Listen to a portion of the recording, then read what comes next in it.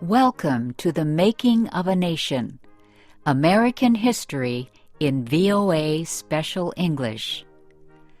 A new leader stood before the American people on March 4th, 1913. He was Woodrow Wilson, the 28th President of the United States. Wilson belonged to the Democratic Party.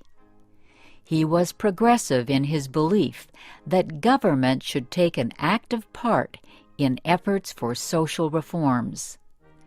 This week in our series, Kay Gallant and Harry Monroe begin the story of Wilson's presidency.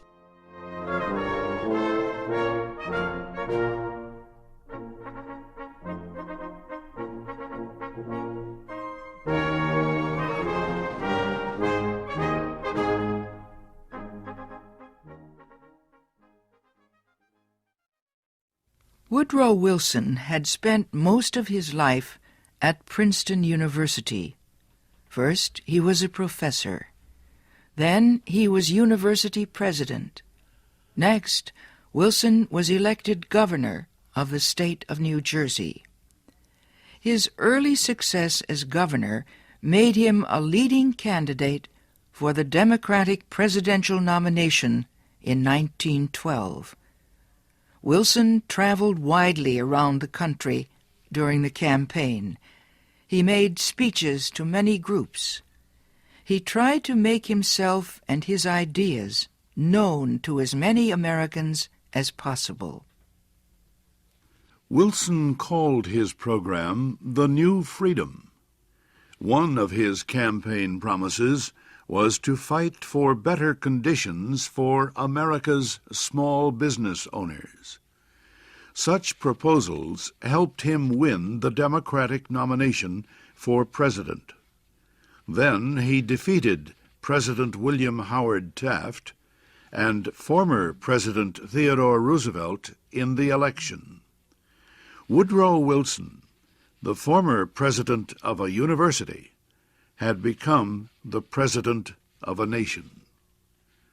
The largest crowd in Washington, D.C.'s history welcomed Wilson outside the Capitol building on the day of his inauguration. He called on the American people to join him in making the country a better place. "Our duty," Wilson said, "is to correct the evil without hurting the good.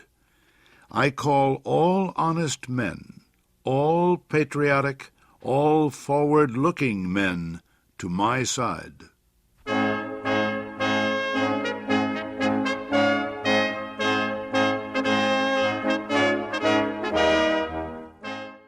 Wilson wasted no time.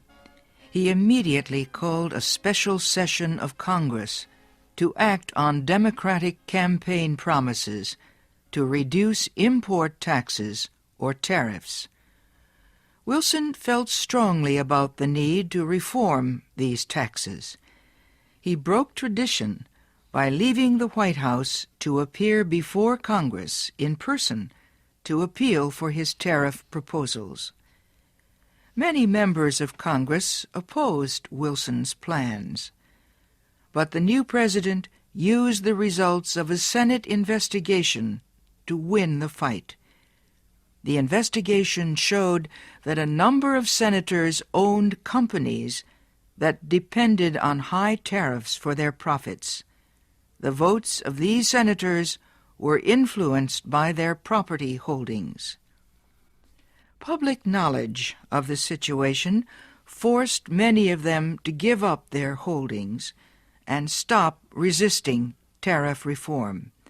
Congress finally approved Wilson's proposals. Lower tariffs reduced the amount of money taken in by the federal government. So the Senate also approved a tax on income or earnings. A constitutional amendment had been passed earlier to permit such a tax. President Wilson and the Democratic Party were pleased with the new tariff and income tax bills. But they were far from finished. Next, they turned their efforts to reform of the banking industry.